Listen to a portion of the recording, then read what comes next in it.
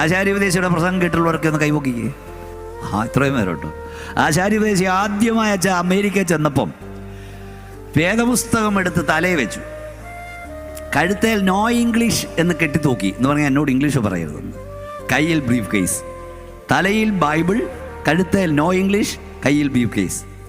ഇങ്ങനെ ഇറങ്ങി ചെല്ലുമ്പോൾ അദ്ദേഹത്തെ സ്വീകരിക്കാൻ നിന്ന ആളുകൾ വിചാരിച്ചത് 20 മണിക്കൂർ ഫ്ലൈറ്റിനകത്തിരുന്ന് ആചാര്യയുടെ തലയ്ക്ക് ചൂട് പിടിച്ചിട്ട് ബൈബിൾ എടുത്ത് തലയെ വെച്ചതാണെന്ന്. സ്വീകരിക്കാൻ വന്നവൻ ആദ്യം ബൈബിളെ കയറി പിടിച്ചു. ആചാര്യ പറഞ്ഞു മാറി നിൽക്കടാന്ന്. ആചാര്യയുടെ ഭാഷ എങ്ങനെ മാറി നിൽക്കണം.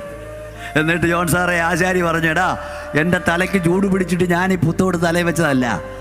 എന്നെപ്പോലെയുള്ള മൂത്താശാരിമാരൊക്കെ കേരളത്തിൽ കിടന്ന അച്ചായന്മാർക്ക് കോഴിക്കോടും പത്തായപ്പുരയും പണിയുമ്പോൾ ലോക തലസ്ഥാനമായ ന്യൂയോർക്കിൽ ആശാരി കാലുകുത്താൻ കാരണം എൻ്റെ അപ്പൻ്റെ യോഗ്യതയല്ല, എൻ്റെ അപ്പൻ്റെ ക്വാളിഫിക്കേഷൻ അല്ല, എൻ്റെ ക്വാളിഫിക്കേഷൻ അല്ല, ഞാൻ ഈ പുസ്തകം എടുത്തതാണ്.